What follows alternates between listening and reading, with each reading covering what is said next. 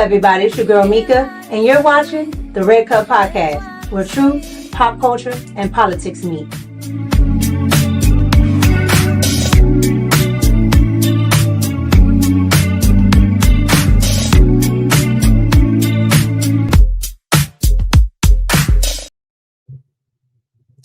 What's up, everybody? It's your girl Mika, and we're back for another Red Cup Talks because this is where truth, pop culture, and politics meet.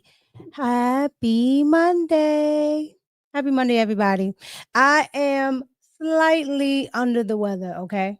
So I might not be screaming as much as I normally might scream at the screen, but happy Monday, everybody. And it is going to be a short week because we have Thanksgiving. So all you federal workers or all you corporate 9-to-5ers, I'm sure this is going to be a great week for you guys, but happy Monday, everybody in the chat. Happy Monday. I see you all. Sugar Shane, Five Brown, Echo, Mandy. I see you guys. King, Frankie, Alicia, Loud and Clear. I see you guys. What's up? Lauren, Scoop, what's going on? Yeah, so again, excuse my voice because I am slightly under the weather, but we're going to get through it. Thank you, Frankie. I appreciate it. I'm always repping the DMV. All right, you guys. So I am not going to hold you long today because, again, I'm a little under the weather, but we're going to push through it as much as we can. So, you guys, I want to start with, our shots. All right. I want to start with shots, but we're going to get into a little bit of the NFL. We're going to get into a little bit of Ratchet Crockett. I wish I could yell. We're going to get into a little bit of Ratchet Crockett, Jasmine Crockett. We're going to get into some things with Trump. We're going to get into Big Tish, okay, a.k.a. Respucia, a.k.a. Letitia James, okay, in New York, and her case was dropped as well as Comey. Okay, so both of them we're going to get into, and we got a lot to talk about. So thank you. I appreciate you guys. We got a lot to talk about. So let's go ahead and get it to it. We're going to start with shots because, you guys, this stuff is wild. So I want to go ahead and get into this because if you don't know, which you should, but if you don't know, okay, SHEDEUR.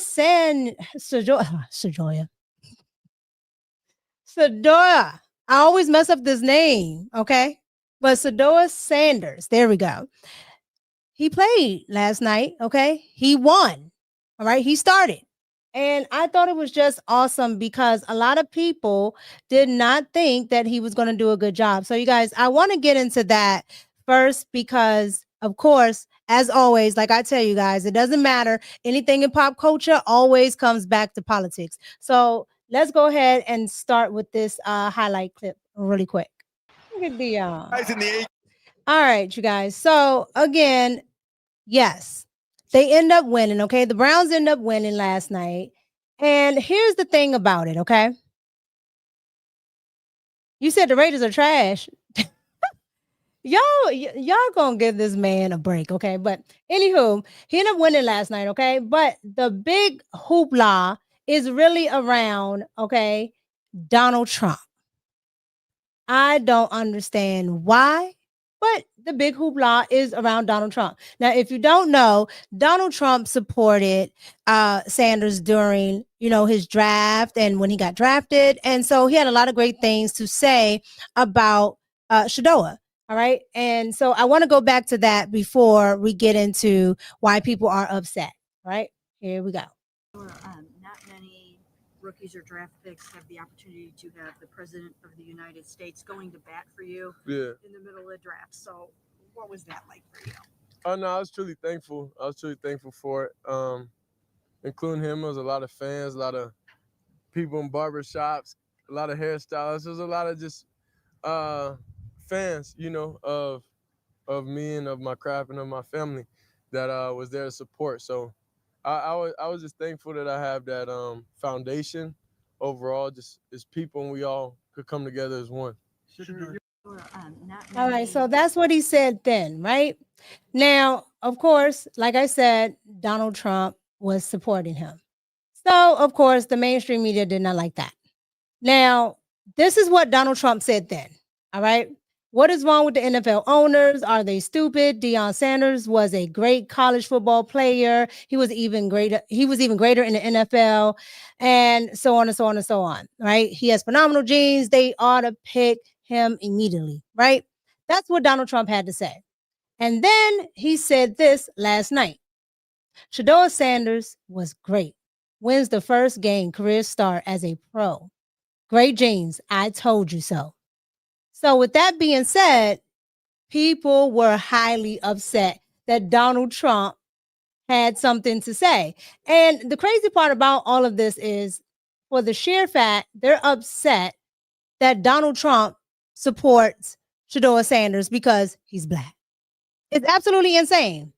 Right. And I'm just sitting there like, I don't understand why we can't just have an NFL game, why we can't just have a moment. I mean, Donald Trump watches the NFL. He watches sports like any other man. Right.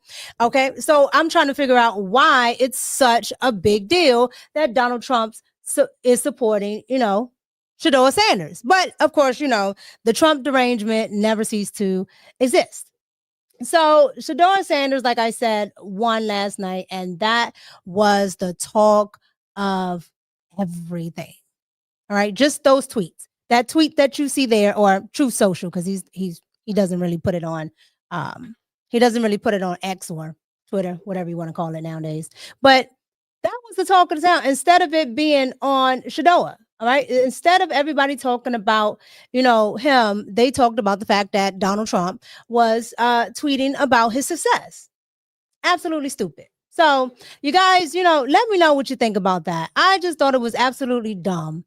And I really didn't understand why everybody just made such a big deal about it. I really didn't. So you guys let me know what you think about all of that. All right. Now, I want to move on to the Somalis. So the reason why I wanted to bring this to you guys' attention, I don't know if you guys have saw this. I don't know if you guys are looking at these things, but the Somalis in Minnesota have taken over. All right. And now that Donald Trump is basically saying that he's going to be revoking a lot of these temporary statuses for these war-torn countries or people that have fled and refugee and all this other stuff, right? These people are absolutely shaking in their boots because they've been here, 30 plus years. They now have some children that might be American citizens. So they have mixed status families. And when I tell you, the media is making a big deal about it. They're making a big deal about it with the liberal media. So I want to go ahead and get into this. Here we go. Federal prosecutors say Minnesota is grappling with one of the biggest welfare fraud waves in U.S. history. And now counterterrorism officials warn some of that money very likely ended up in the pockets of al-Shabaab, an al-Qaeda-linked terror group operating out of Somalia. National correspondent Kaylee Gaskins has the details from Washington. Now, what she's talking about is the fact that these groups are funneling money that the United States government is giving to them to terrorist groups. And because Donald Trump is pulling, the temporary status and all of this stuff, now it's going to affect a lot of them and their terrorist groups, and they are trying to push back. And then you have the big fraud cases. So this newscast is going to talk about all of that. Here we go. Is the biggest funder of al-Shabaab, the al-Qaeda-linked terror group in Somalia, actually the Minnesota taxpayer? A federal investigator says yes. An alarming claim first reported by City Journal, which spoke with multiple former federal agents. The U.S. Attorney's Office has charged dozens of defendants across multiple schemes, including housing aid fraud, pandemic child nutrition fraud, and false billing for autism therapy. In total, prosecutors say these schemes have cost Minnesota taxpayers billions of dollars. Still, there are people that have legitimately could use those resources that are not getting those resources. It's past criminal. Minnesota is home to one of the country's largest Somali communities. Former state fraud investigator Keish Magan, himself a Somali American, wrote last year that it's uncomfortable and true that nearly all defendants in these major fraud cases come from that community. They have taken advantage of the most generous country in the world and one of the most generous states in that country. And according to City Journal, some of the stolen money was sent overseas through informal cash transfer networks. Investigators say once that cash arrived in Somalia, al-Shabaab took a cut, whether the sender intended that or not. Wow. Pretty much across the board, people that I spoke to said there really isn't a law enforcement solution to this problem. As you said, that's simply playing whack-a-mole. People pretty consistently told me that, there needs to be a policy change here. Critics claim Minnesota leaders have tiptoed around the issue, fearing a backlash from the state's powerful Somali American voting bloc. In Washington, I'm Kayla Gaskins.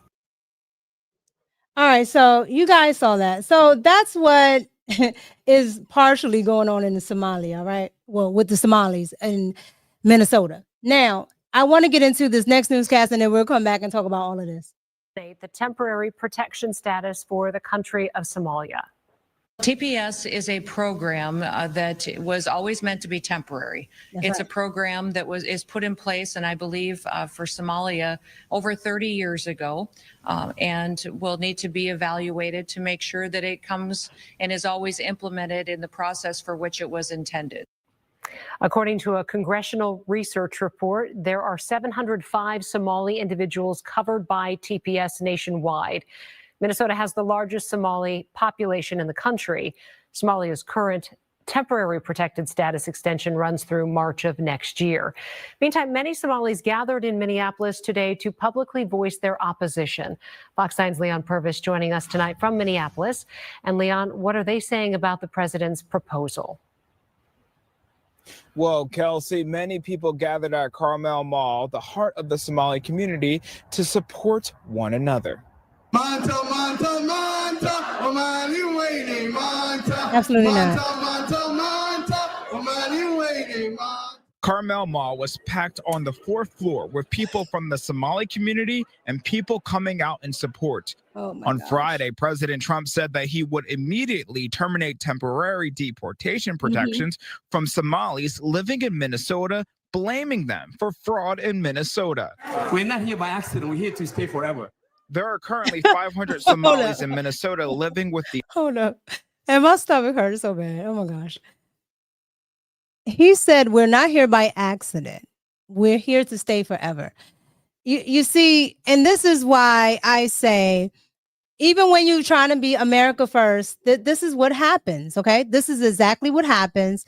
And you can't get ahead because these people, you try to give them a leg up coming from these countries, and look what they do. Absolutely ridiculous. These protections and a total of 700 nationwide. Many expect this to be challenged in court, but in the meantime, Somalis here say they are fearful of what's to come. People are always going to be fearful, but we're telling our people we're greater than their fear. We have resilience. We're people that are brave. When temporary status is revoked, federal law states it can't take effect earlier than 60 days after publication of that notice, and it has to come from the Secretary of Homeland Security, Kristi Noem. What the president is doing is un-American. It's not Minnesotan. The Protected Status Program for Somalis was launched in 1991 by President George H.W. Bush. It grants protections to eligible people who can't return to their homeland safely due to civil war or natural disasters. What we decided to do is to bring our community in the heart of in the Somali community here in Minnesota, which is Carmel Mall, to show that, our neighbors are with us, Minnesotans are with us, and we're all together in this fight. There's no word yet on if or when the removal of temporary status will take place, but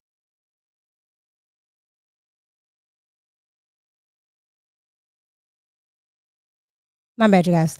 When they say our neighbors are with us, they're saying that the white liberals are with them, okay? Because that's absolutely all who's out there, okay? The white liberals that want to be replaced so bad by any other group than themselves, all right? They want to erase themselves so bad. Let it happen. I don't care. However, here's the thing about it. Minnesota has so much fraud going on, it's not even funny, all right? And that's just with the regular population, all right? That's just with, you know, all the fights with the girls' bathrooms and the men being able to go here and there. Like, it's so much going on in Minnesota. I don't even know why people thought it would be a good idea for Tim Walz to run with Kamala, okay? I don't know why. I absolutely don't. However, Tim Walz does not have control over his state. I absolutely believe he doesn't. Because it's so much going on in Minnesota. Like, I've never talked about Minnesota this much, okay? Absolutely not. It's only one person that's from Minnesota that I care about, and that's Prince. That's it. So, you know, to have to talk about Minnesota this much in a negative light is absolutely ridiculous, because we're not talking about the citizens. We're talking about people that are here temporarily or supposed to be here temporarily. Okay, people that are supposed to be here because of refugee status or, you know, humanitarian, whatever. And to see them just, I mean, go against the government, it's like a slap in the face. And this is why a lot of people just want to stay America first. Because you do all of these things for other people, and then they come in, they stay here for decades, they establish areas, and of course, what comes with that? Political power. Absolutely. And when I say political power, I literally mean political power. Watch this video of a Somalian sheriff. markaan haddaan askarnahay Soomaaliyeed ininka inii shaqeynaa habeenii maalinba ininka inii taagannahay ma fahanteen horta sida ogtihiinba wadankan anaga qaxootiyan imaadnay askar Soomaaliya ma jirin marka hadda anaga markii nala haygareeyay waxay noqotay inaan dadkeena u shaqeyno dadkii dhaqankii ma fahmeynaa luqadii ma fahmeynaa culture-kii ma fahmeynaa marka qofka kale mataqaana ajnabiga abadaanka iyo anaga waa kala duwanahay because qofkii gaabkii waxa with both that bridge-kaas ma fahantay marka insha Allah waa mahadsantiin again ogaada askari kasta oo Soomaaliya dalka iyo dabadaba ininku inii shaqeeyaa habeenkii marka hurudaan iyo marka mataqaana achievetaanba ininka inii taagannahay oo markaan haddaan askarna. So if you don't speak whatever he's speaking, okay, if you read the subtitles, literally what he said was that they work for the Somalian people here and abroad, right? Whether you're here or abroad, they're there to protect you. Okay. Like, and that's the other thing. A lot of people come here from other countries. They siphon the American, you know, taxpayer system, and they send the money back. So with all that being said, how is that America first or Americans first? And that's why Donald Trump is getting rid of it. It's getting rid of these temporary programs. They're temporary. That's what it means. Temporary. Now, this program was to expire at the top of the year in March. All right. And I think it should be allowed to expire. Absolutely. Like, I think we need to start, if we ever do take in people, we need to vet, because apparently we haven't been at all. We haven't been vetting most of these people that come into our country. Absolutely not. We haven't vetted not one. And I do mean not one. So you guys, let me know what you think about the Somali community, okay, that has a lot of fraud going on with the welfare system. And they have a lot of fraud going on in that community, period, along with their mayors. We've already talked about Ilhan. We talk about Ilhan a lot here. Okay, we've already talked about the Somalian mayor, well, Somalian candidate for mayor that lost. All right. But again, that community is very big in Minnesota. So they have a lot of pull. A lot of pull. And a lot of people don't really realize this. When you let these other communities in, and they're not assimilating to American culture, they're bringing in their culture. Okay. And they're going to grow. Okay, while they're here, they're going to have children. So now they're American citizens. And guess what they're going to do? They're going to go and get into these political organizations. They're going to go and get into public service, all right, and public safety. And this gentleman right here is a prime example. Okay. Now, that's what you're supposed to do for your community. However, they, again, are for themselves here and abroad. It has nothing to do with America. And that is the problem. When we don't assimilate people, or when you don't go through the process of actually coming here to be an American citizen. All right.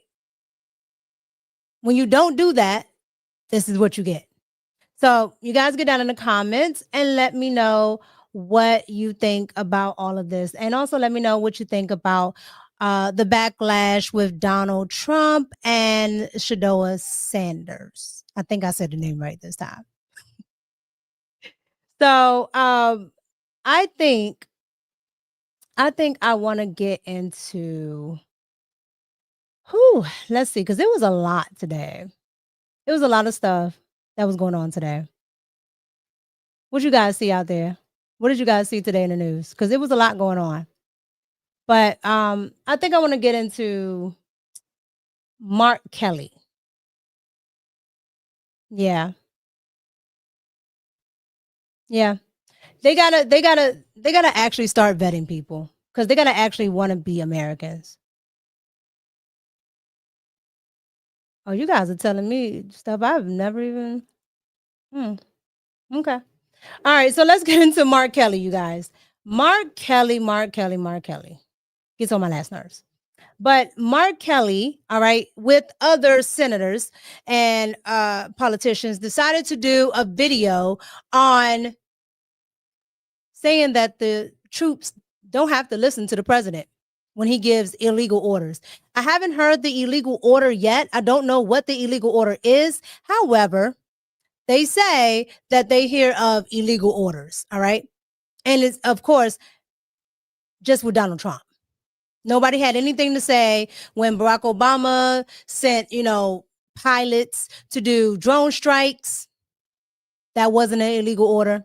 Nobody batted an eye on the Democratic side when Joe Biden was telling, the military officials, if you do not get the jab, we will fire you. And that's exactly what he did, which is illegal. Nobody batted an eye. But now all of a sudden they have these imaginary illegal orders. I don't know what they are, but your guess is as good as mine. Let's get into what Mr. Kelly had to say here on Face the Nation when asked about that very thing. Here we go. I want to pick up where we left off on this topic of political violence. I know your family has suffered because of it very, very directly. And then this past week, the president called that video you participated in sedition. You heard me read what he said again this morning. Sedition at the highest level and a major crime. That's right. Do you have credible threats? How concerned are you about your security at this point? Well, Margaret, what the president said is very serious. I didn't think he would step over that line, calling for the execution of members of Congress. And his words carry tremendous weight, more so than anybody else in the country, and he should be aware of that. And because of what he says, there is now an increased threats against us. I'm not going to get into, details on my personal security, but as the husband of Congresswoman Gabby Giffords, I understand what political violence is. The president should as well. Just like Gabby, somebody tried to assassinate him, and he should understand that his words could have serious, serious consequences. Okay, so if you don't know, Gabby was shot, which is his wife, who's also a politician. Okay, and he's liking that to the fact that Donald Trump was also shot at, had an assassination attempt. Here's the thing about it. Okay, I hate that he's using his wife. Okay, because what happened to her was awful. However, here's the thing about all of this. They don't care about anything that's going on in the military. It's just another way to, stoke fear and another way to split up, Americans and say, okay, well, Donald Trump is going to tell you to do unlawful things, so question everything. I've never seen this in my life, okay? Most of my family is in the military. I've never seen that. Because most of them know when you ignore an order, you get court-martialed, you'll get thrown in jail, all types of stuff. So I've never seen this. And I've never seen politicians, okay, and sitting members of Congress tell soldiers, troops, don't listen to orders. I've never seen it. Because if that's the case, we shouldn't have done a lot of stuff. We should never have been in Iraq. I saw nobody say anything about that. Democrat or Republican. I never saw anybody say anything about that. So this is just, it's absolutely wild what they're doing right now, okay? But they're doing it and they're getting away with it, okay? Now, I also want to get into the Pentagon's response to Mark Kelly and what's going on in this investigation now, okay? Let's get into that. Have other breaking news right now. We first brought this to you last hour. The Pentagon said it was looking into serious allegations of misconduct against Democratic Senator Mark Kelly. This followed he and 5 others who either for the former military or former intelligence saying to troops that they can defy unlawful orders. Well, now, for the first time, we are hearing from Senator Kelly. Let me bring you in if I can.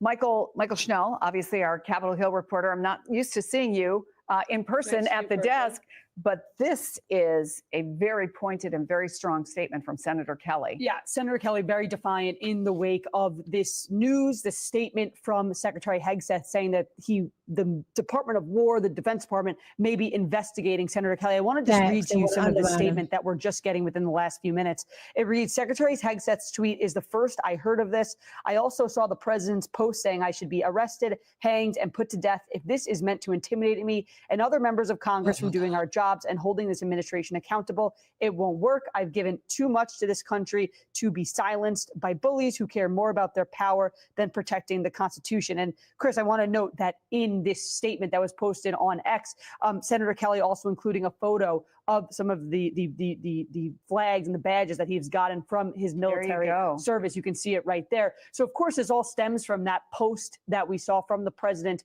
last week in response to that video from those 6 or 8 Democratic lawmakers who said that if you get 2 troops, if you get an unlawful order, you should not follow it. The president then saying that that is an example of sedition and reposting a post that said it should be punishable by being hanged.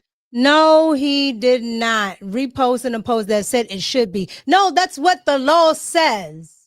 Like, I can't stand BS now, okay? Because that's what they're saying. That's not what he's suggesting. That's what the law says. That's absolutely what the law says. Okay? And he did not say that they should get it. He's saying what you're doing is this act, and this is the consequence of this act. If you don't like it, change the law. But that is the law. Like, I can't take these people serious because they never actually tell the truth. He does look like Jeff Bezos. But again, this is the law. So I have absolutely no idea what they're talking about. I'm more ish now. It's definitely not news, okay? Because they're absolutely lying through their teeth. And every time someone asks the question, what is the illegal order that the president has given? Nobody can answer. All right. And this is a prime example right here. Let's get to the content of what you had in that video you released, because there are also 15 House Republicans who are also veterans who released a video, including a retired 3-star Marine Corps General, Jack Bergman. Take a listen to this. Troops, Listen up. Any service member who refuses a lawful order is subject to court-martial for violating the Uniform Code of Military Justice. We study what's lawful and what's not lawful, and the Democrats stunt insinuating that they're illegal or unconstitutional orders. It's downright dangerous. It is corrosive. It is meant to weaken our country and weaken the military. How do you respond to these allegations from your colleagues, fellow veterans, that what you have put out there is weakening and corrosive to the military? Well, these unfortunately are some of Trump's core supporters that are rallying behind the president, and they know better. They know exactly the difference between lawful versus unlawful. We were very clear in the video that what we're talking about is unlawful orders.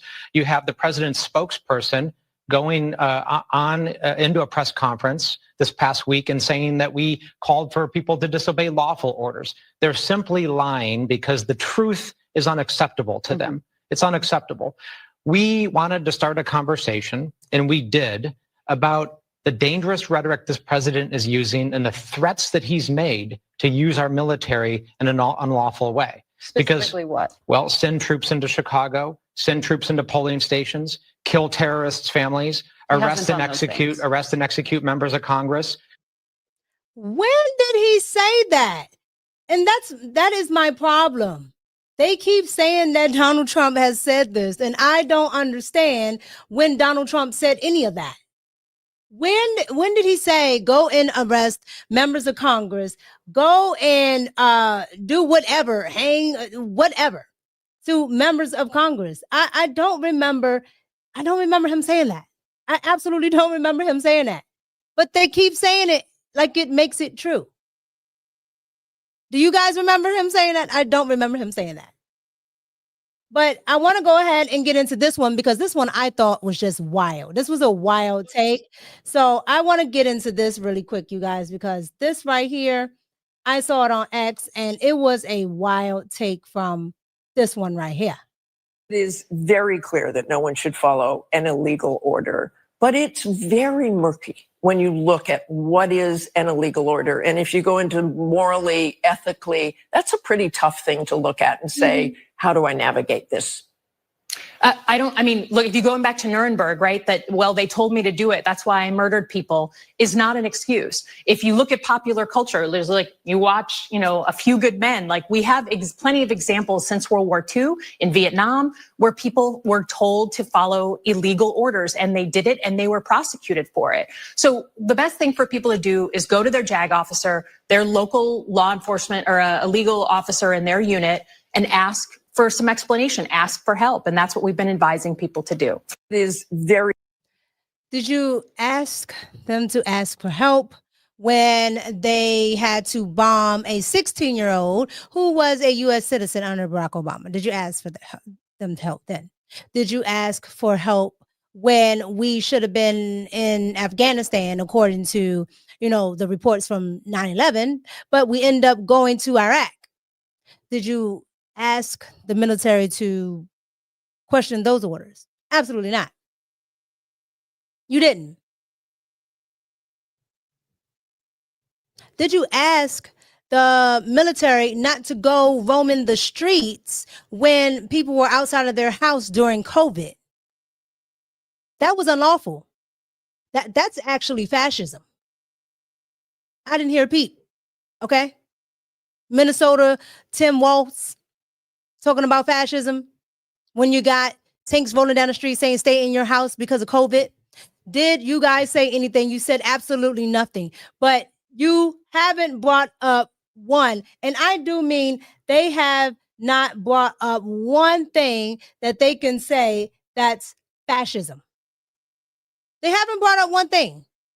I'm like, okay, where's the fascism? Where's the fascism? Nothing. Absolutely nothing. And that's the problem. That's absolutely the problem. But what are we supposed to do with this, right? We're supposed to just say, oh, okay, well, it's okay because, at the end of the day, we're gonna believe Democrats when they say, Donald Trump is a fascist and our military is in trouble for whatever reason. It's just absolutely insane. The stuff that's going on right now, you guys, is absolutely insane. And this is why a lot of the times, honestly, I have a hard time with even picking up things to show you guys because a lot of them you can't even substantiate. A lot of these things I can't find receipts on. You don't know what they're talking about. It's not in the law. So I'm just sitting there like, oh, what are we doing? Okay. Like this lady here, this is another wild take, right? On the same thing. This is another wild take. And it's crazy because nobody is going to say anything about it. Like this is another whole wild take. This one right here. Here we go. What illegal orders are you urging troops to refuse, and what do you hope they take away from your message? What illegal orders? Alex, we love this country. We love our Constitution. It is our job as lawmakers, and especially in this moment, to be clear morally, to be clear legally, and simply and clearly stating what the law says, what the Uniform Code of Military Justice says. It's not a crime. It is not treason. It is not sedition. It is our job. And I think it's really important that we do our jobs in this moment. What illegal orders are you urging troops to refuse, and what do you hope they take away from your message? Alex, we love this country. And she never answers the question. She never answers the question. Just like the person before her and the other guy. They never answered the question. Senator Kelly, he didn't answer the question either. So again, why bring it up? Why bring it up? What are we talking about? If you can't tell me what somebody is doing illegally, why are we bringing it up? And it seems like we're just bringing it up so we can have something to talk about. Absolutely. So we can have something to go at Donald Trump about because you guys don't want to talk about that failing ACA. Okay. You don't want to talk about that Obamacare never worked, can't work, doesn't work. And that you're trying to stretch it out to, another administration. They want to make the ACA, subsidies go all the way down to expiring for the next presidential election so they can run on that. That's what they want to do. But they're absolutely not saying anything that implements Donald Trump in giving unlawful orders.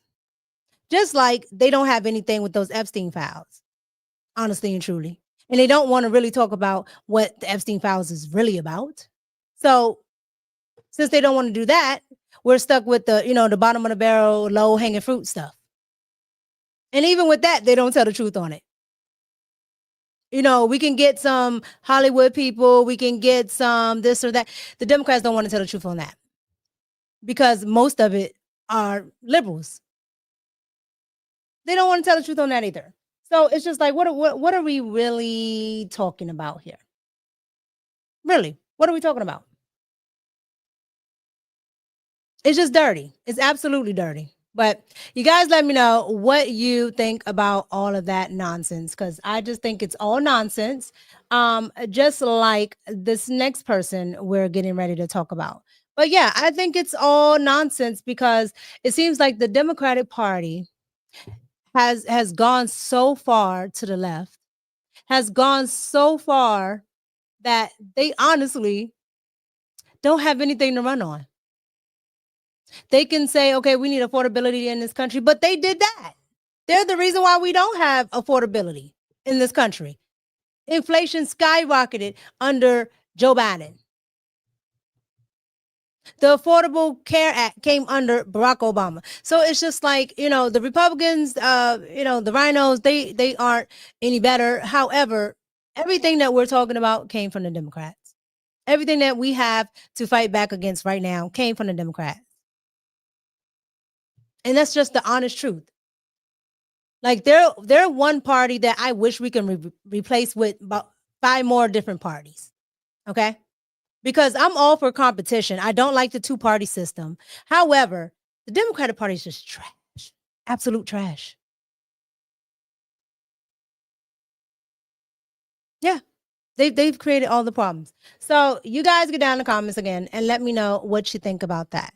Now, like I said, the Democratic Party is trash, and the next person that we're going to talk about is just as much trash as her party. And of course, to no avail, we are talking about Jasmine Crockett. Okay. Now, you guys remember last week, Jasmine Crockett, around about Thursday, Friday last week, she decided that she would be okay with saying that a Dr. Jeffrey Epstein was the Jeffrey Epstein.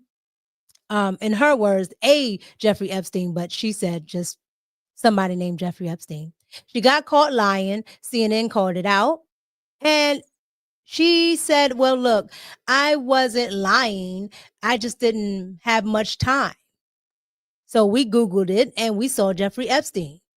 As if that was sufficient, as if that was correct, as if that's what you do as such a smart person. Because I keep telling you that IQ is done. Donald Trump never lied when he talks about her IQ. Okay. Her IQ is about that much, if that.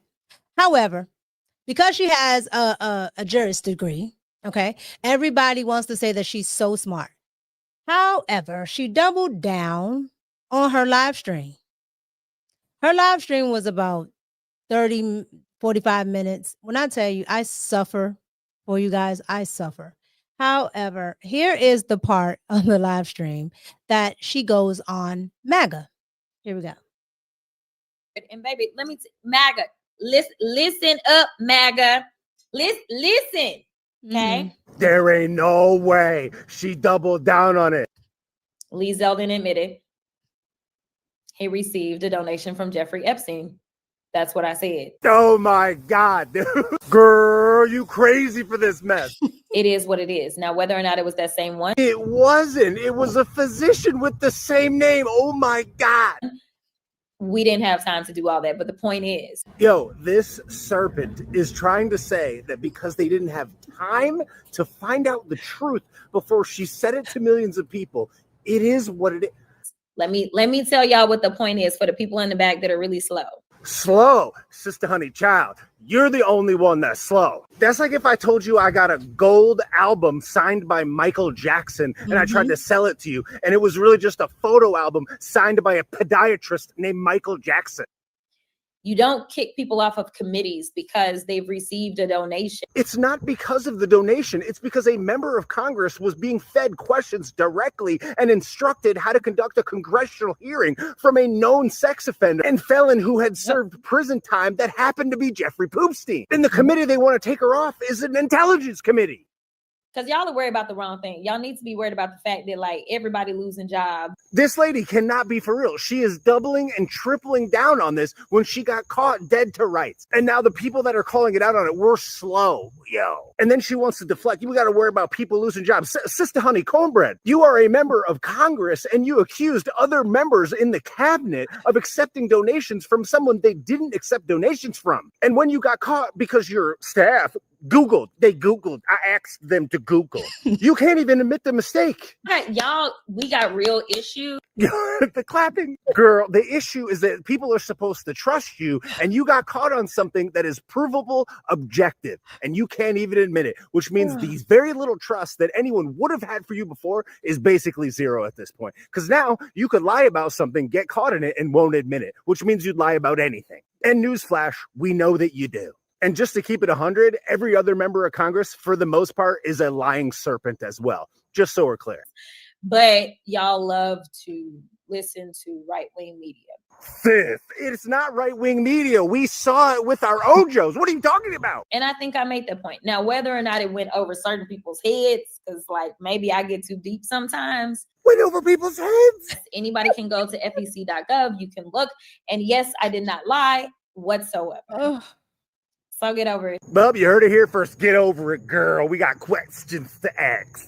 You did lie. You're garbage at your job. And we know you don't talk like that. Girl. We got questions to ask. Yo, this was hilarious, okay? But it was exactly my thoughts, all right?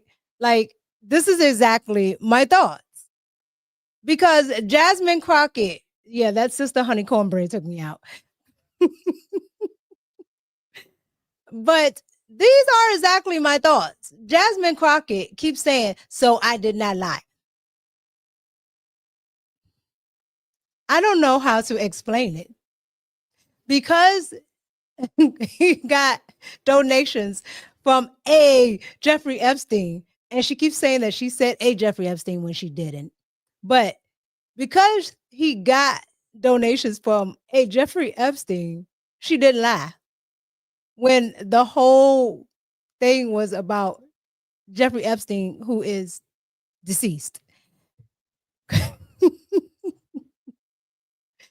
That was her on her live, doubling down, saying that MAGA is stupid, saying that MAGA is dragging it, saying that MAGA is the one with the problem. When I'm telling you, the avatar braid is too tight. It's too tight.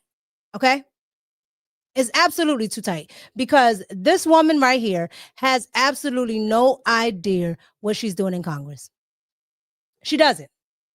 She has absolutely no idea what she's doing in Congress. And the sad part about it all is that she's going to run for Senate. That is going to run for Senate. I lied to you not. I want you guys to hear what she had to say with Fake Tapper. Here we go.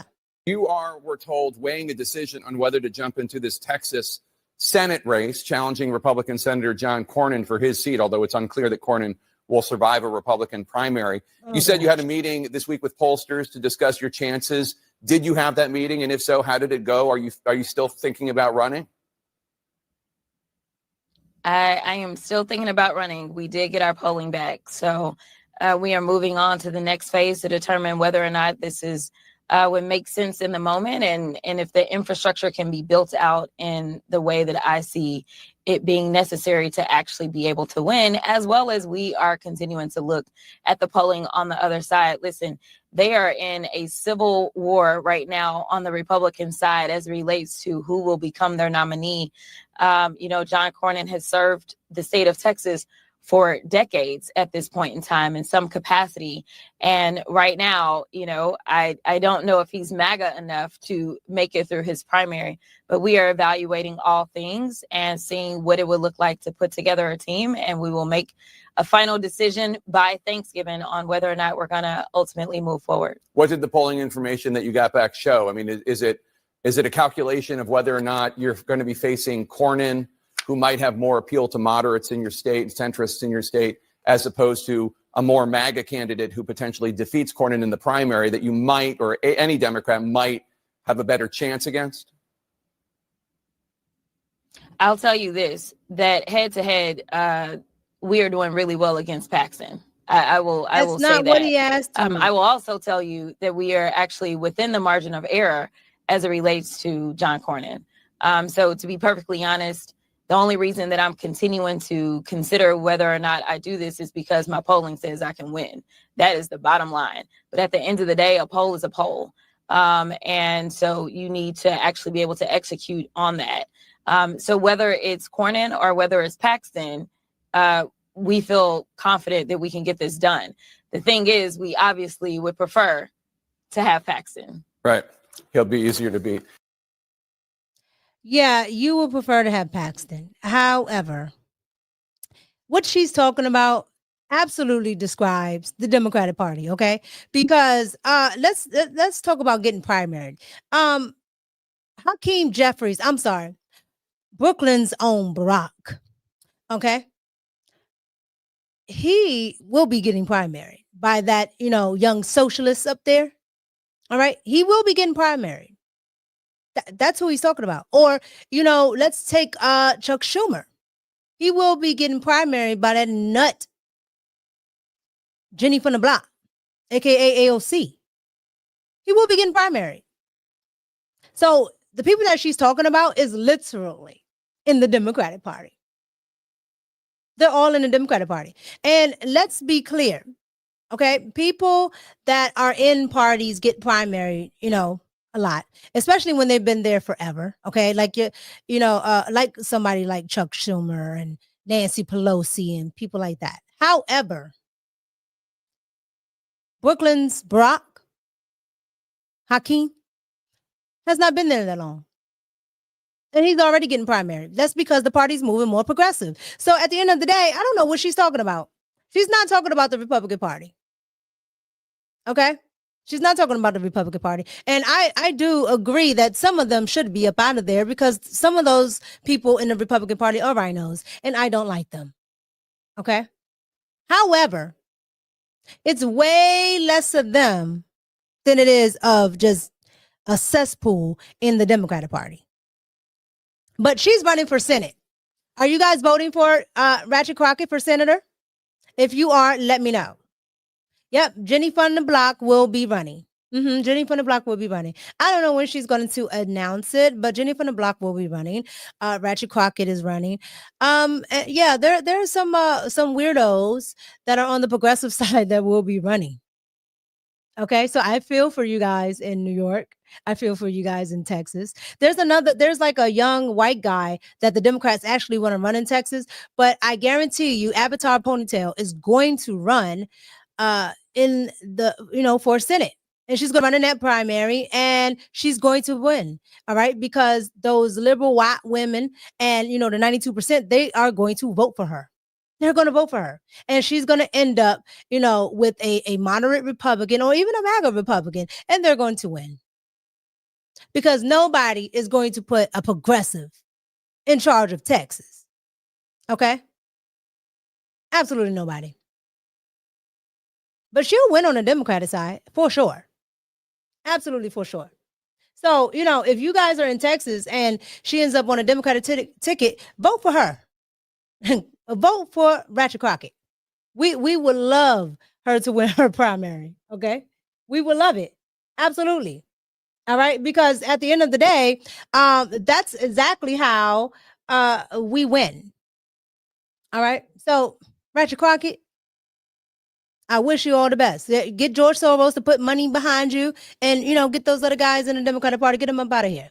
Get them up out of here. Operation Let Her Speak. So, you guys, I just saw this, and I don't know if you guys saw this, but it's Jasmine Crockett at the community town hall in Texas. And this other gentleman, Christian Menifee. I'm telling you right now, the Democratic Party has no manly men. There are no men over there. I don't even know what's happening, but there are no men over there. However, let's go ahead and hear what she had to say here. But since that time, I've done my best to take the county attorney's office, which I think historically had been thought of as a backroom office that just kind of pushed paper, and turned it into an office that was dynamic and that fought for people's rights and that fought for communities that typically politicians run away from instead of run into. And seeing everything that is happening in our country. When the late Sylvester Turner passed away earlier this year, I just thought about what's going on in Washington, D.C. right now. And men in the chat, should you be able to see your knees in your pants? Like,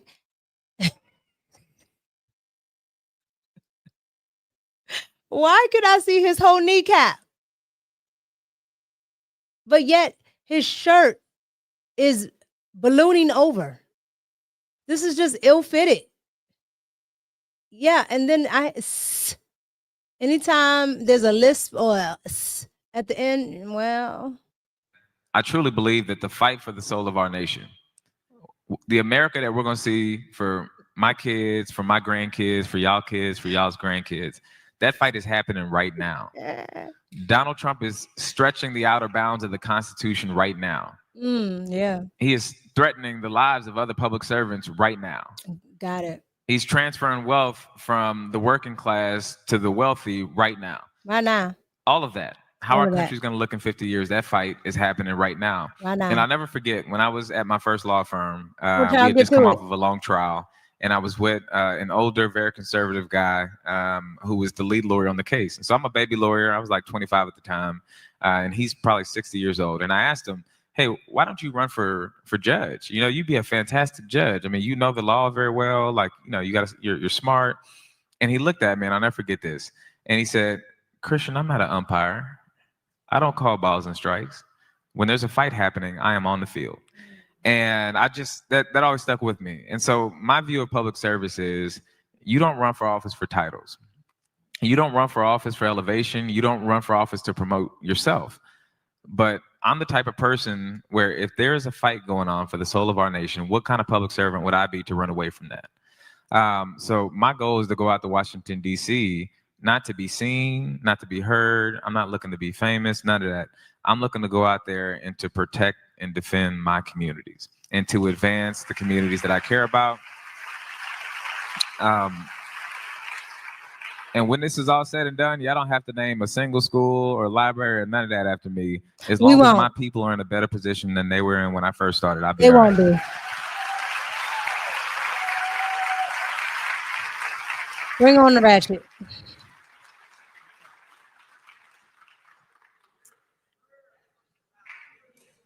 They're just like What's your exact asking all plan these to questions. address maternal mortality crisis affecting Black women, and why is that so important to you? To die in childbirth than their Anglo sisters. And recently there was a video out of the Dallas area that went uber viral of a woman who was clearly in pain, and you could see that the nurse could care less. And so when we think about, how do we deal with these things? And it's so important that Christian talks about the advocacy and talks about doulas and things like that. But it's even more important, like I've worked on legislation because I do have the medical center in my district. So I've asked questions about like, all right, how can I make sure like people that go into the hospital to have a baby come out and come with their baby? And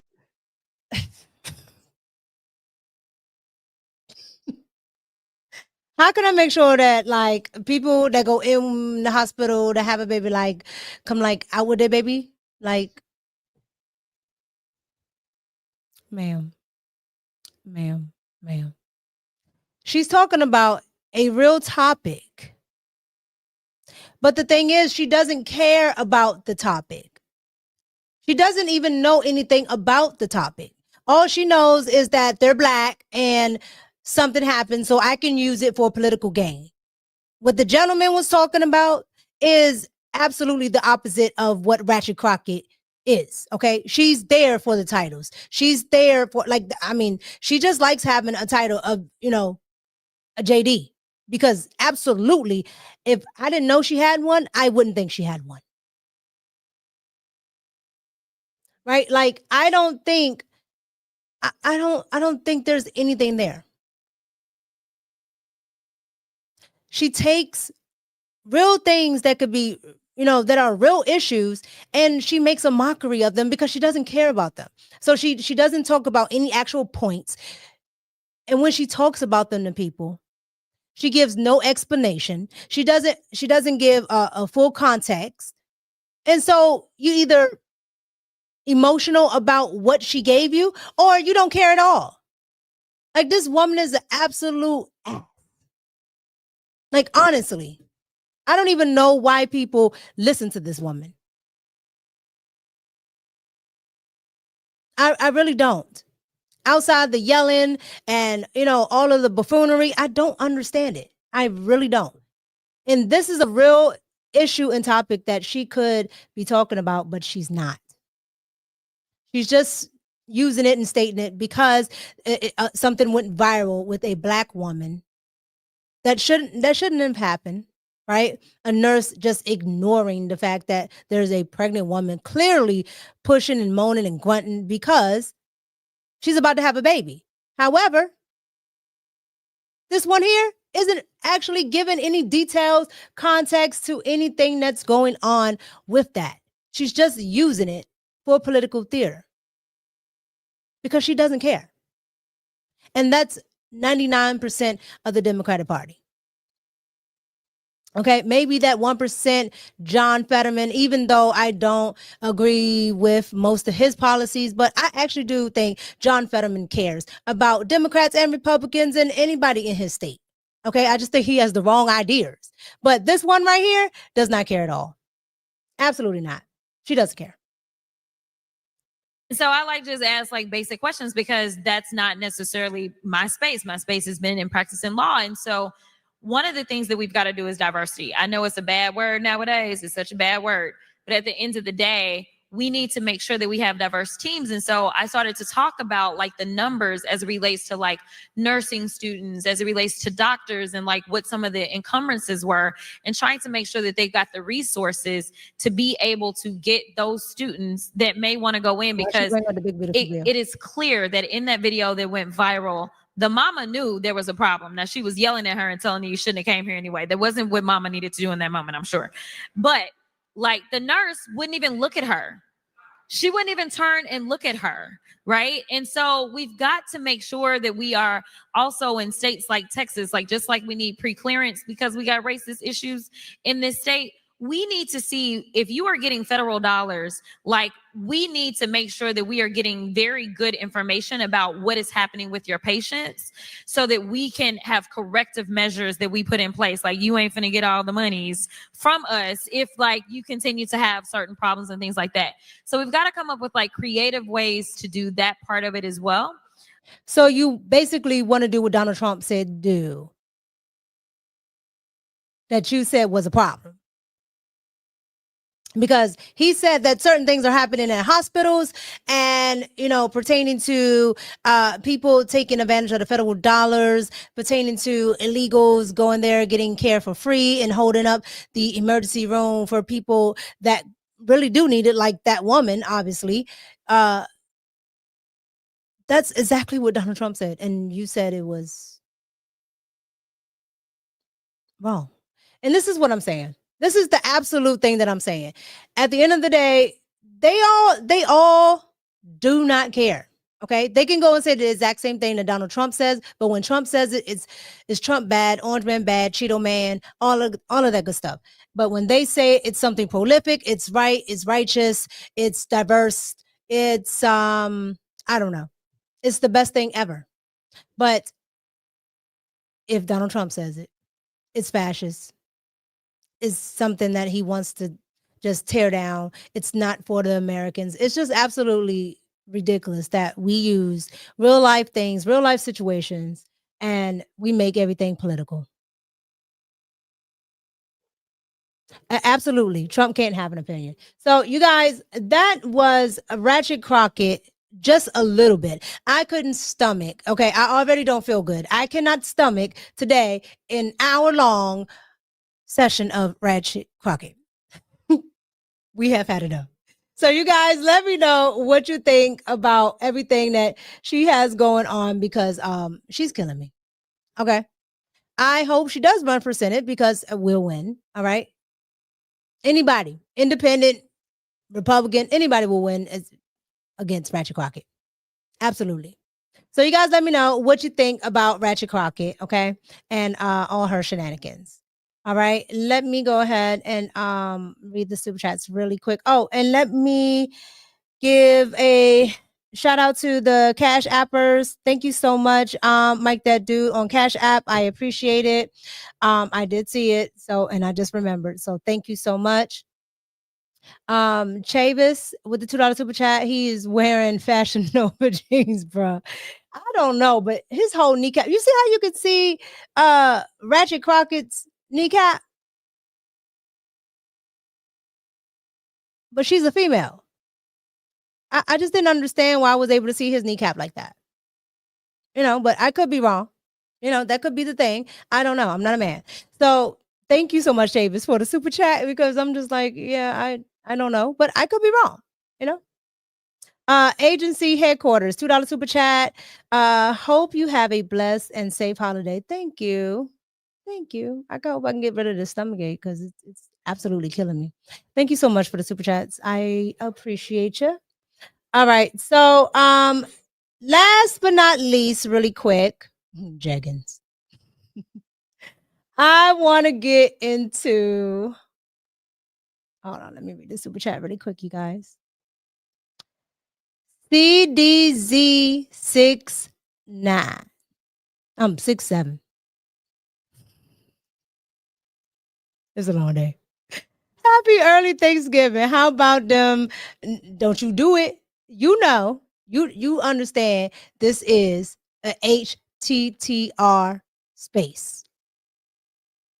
But you did send a super chat, so I will allow it. Happy early Thanksgiving. How about them? Yeah, they did all right. They did all right. It was all right. It was okay. Thank you for the super chat. Thank you so much. Thank you. All right, you guys. So yeah, last but not least, let's get into this really quickly. Let's get into Big Meech, Larry Hoover,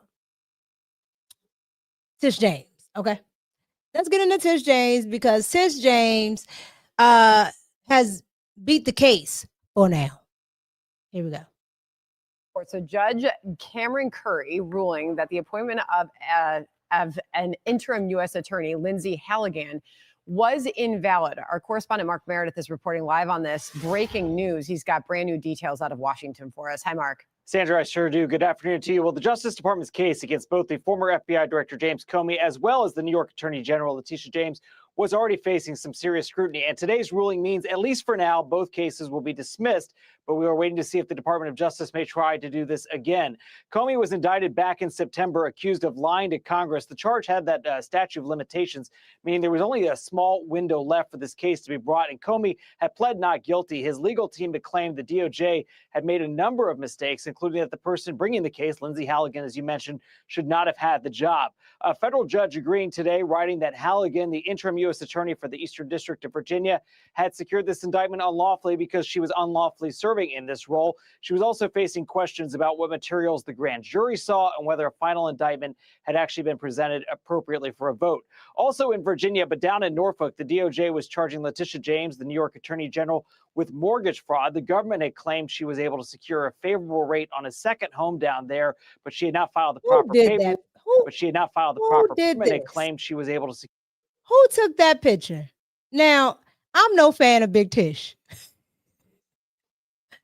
But y'all are foul for this. Who did that?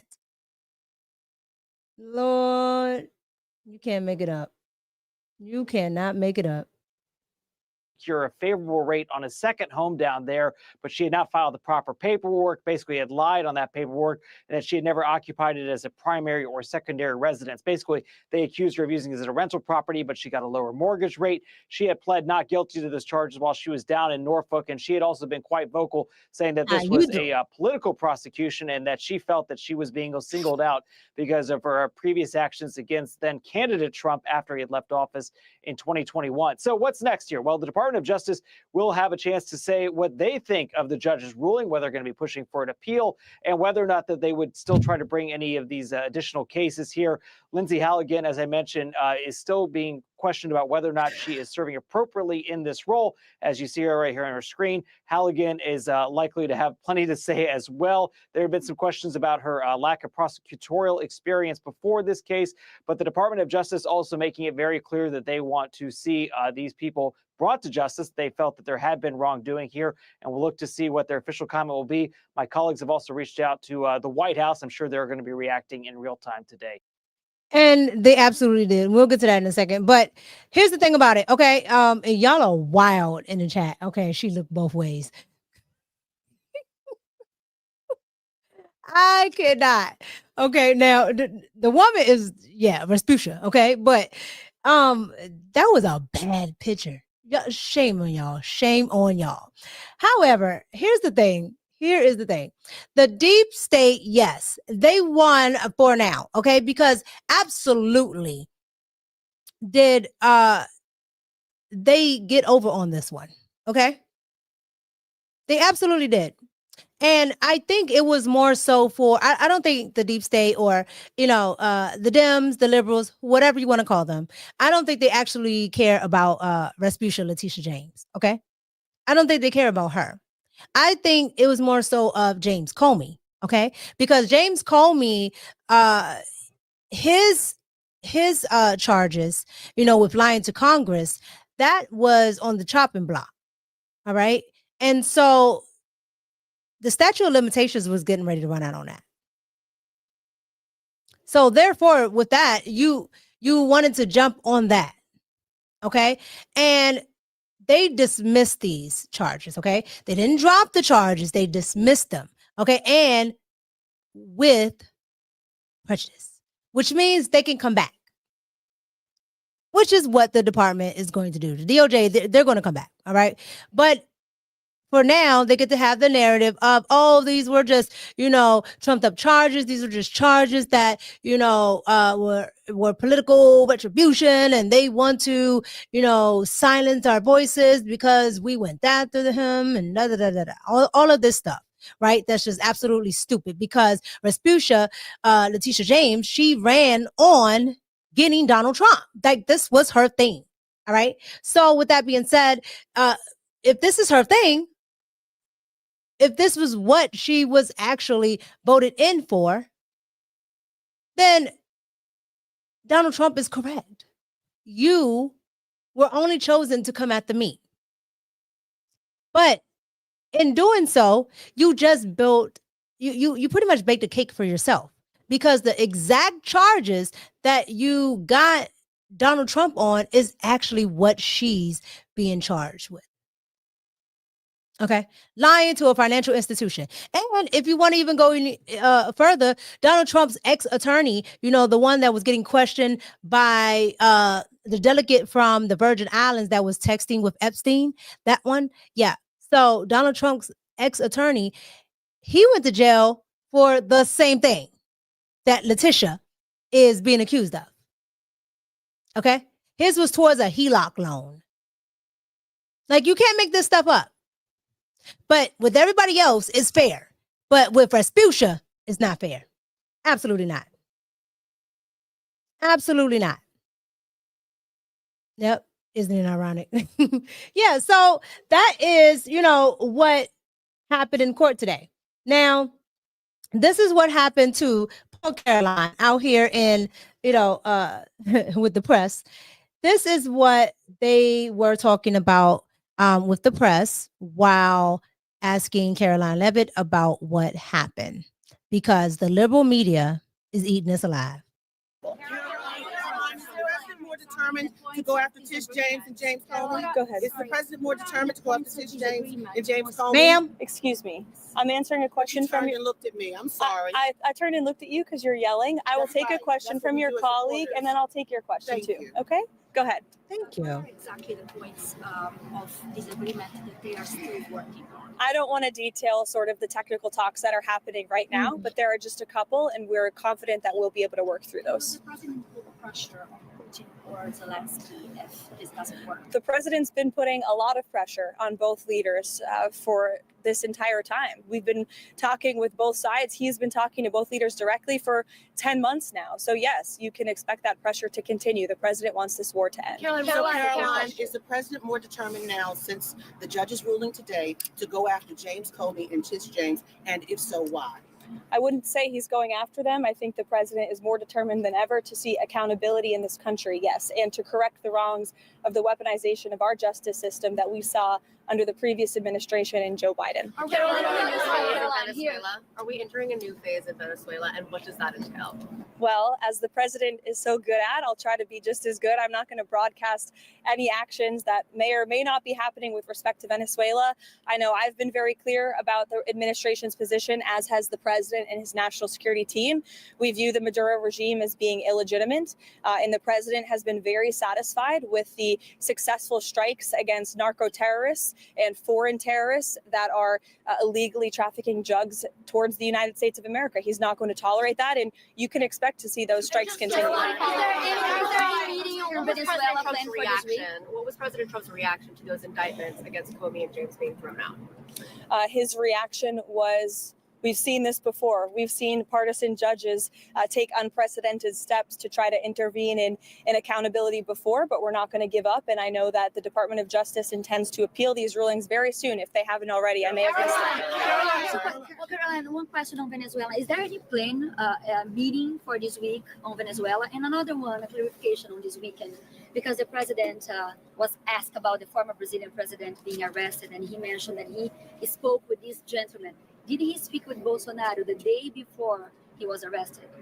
Not to my knowledge. I don't know if that call took place or not. It may have. I can get you a firm answer on that, Raquel. I know it's of great importance to you for your reporting. As for meetings on Venezuela, there's meetings on a range of topics inside this building all of the time.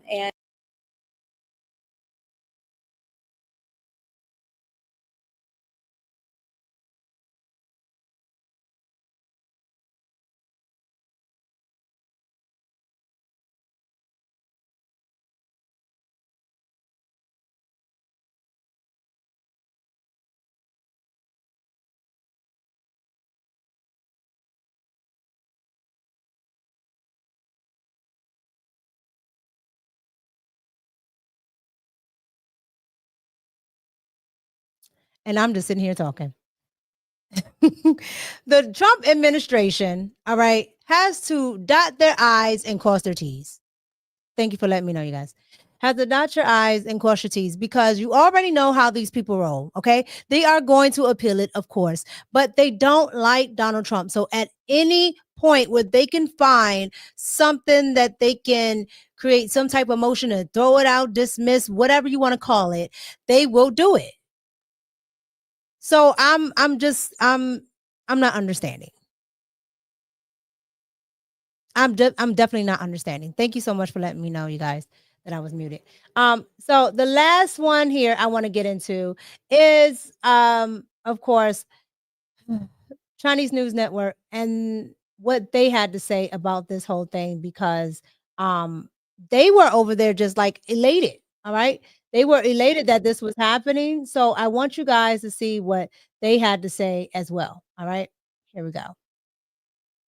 Comey and the New York Attorney General have both been dismissed. CNN's Caitlin Polance is covering this. Caitlin, okay, what happened here? I don't know which case you want to take first. Well, they both are being dismissed, and for essentially the same reason that Lindsay Halligan, the Eastern District of Virginia interim U.S. attorney sent there by Donald Trump, not Senate confirmed, that she doesn't have the power. What the judge here has found, this is Judge Cameron Curry from South Carolina. She came into the district, heard arguments from both of the lawyers on these cases against Lindsay Halligan's role. They argued that she didn't have the power because she wasn't Senate confirmed, and thus these indictments are invalid. The judge is agreeing with that. Judge Curry is saying that the Attorney General's attempt to install Ms. Halligan as interim U.S. attorney for the Eastern District of Virginia was invalid. And because Ms. Halligan had no lawful authority to present the indictment, James Comey's motion is granted, the indictment is dismissed. Now, the judge does mention that this is without prejudice. So in legal speak, that means that it could be brought back by another prosecutor in the Eastern District of Virginia if they took it through the grand jury again. But everything Lindsay Halligan did at the end of September, beginning of October, and since then, this judge is saying she couldn't have done that. She didn't have the authority. She was not confirmed by Congress, by the U.S. Senate as the Eastern District of Virginia's U.S. attorney. And thus, the president went out of his bounds, and the Attorney General, Pam Bondi, also overstepped her bounds in sending Lindsay Halligan into this district to get these indictments against both Comey and James. And can I raise a question with Comey? I know that she had made, at least the judge pointed out, a serious error when it came to the grand jury. So what we're saying now is even that mistake that everyone had been talking about, it's moot, because essentially what I'm hearing you say is they're saying she shouldn't have been in the job in the first place. It may be moot, yes. We still are waiting to see if Judge Nachmanoff, the presiding judge over this case, what he does. He hasn't actually entered into the record yet that the cases are dismissed. We just have this other order from the judge saying that the indictment against James should be dismissed. The indictment against Comey should be dismissed. We'll see what this other judge does now. And I'm surprised that CNN brought that up, right? Because here's the thing. These are the opinions of one judge, but the judge that presides over it has not said anything. So it's kind of early to be celebrating, but more than likely that judge will find a way to agree. Okay. But again, this is just nonsense. It's absolute nonsense, okay? And in order to get these indictments, the prosecutor, she had to show a grand jury, and the grand jury thought it was enough there to indict. So again, they're trying to say, oh, the judges saw it and they threw it out. No, this was a grand jury that indicted these people. Okay? The public saw it and they said, you guys are guilty. You guys are trash. And we don't like Respucia or Comey. And if you guys don't know, Comey's daughter was the one that was the prosecutor for the P. Diddy case, if you don't know. Okay? And you see how that went. All right? So if you ask me, they never really wanted to get him on a RICO case. They just wanted to get whatever files or whatever he had in that house. They wanted to get that. All right? Those Dems in New York, they got whatever they were looking for. And then they gave him, a couple of little years and call it that. I'm telling you right now, this is the work of the deep state. That's what it is. And I'm sure Big Tish, she's going to be back on, but I doubt if they'll allow Comey's. If they'll allow Comey's to stay on, because Comey was already at the statute of limitations. So there's that. Absolutely wild. This is just absolutely insane. But that is all they have on that for right now, because at the end of the day, this just broke. This just happened earlier. So they don't have, much on it just as of yet. So we'll see what ends up happening with that. I'll say this, and these are just my thoughts. Big Tish probably will go down because they don't care about her, right? They'll throw away the 92%, just like they threw away Stacey. Okay, Stacey is facing like this $2 billion scam fraud situation. Fani in trouble. Like they'll throw away the 92%. But Comey knows a lot. And I do mean a lot. Okay, especially about the Clintons. And with everything that's going on, though, the deep state needs to keep him for a while. And that's just my thoughts on that. So, why do you say MAGA is in shambles? Shambles of what? You act like we got one brain. Shambles of what? What would MAGA be in shambles about? Do tell. You guys, there's always one in the chat. What is MAGA in shambles about?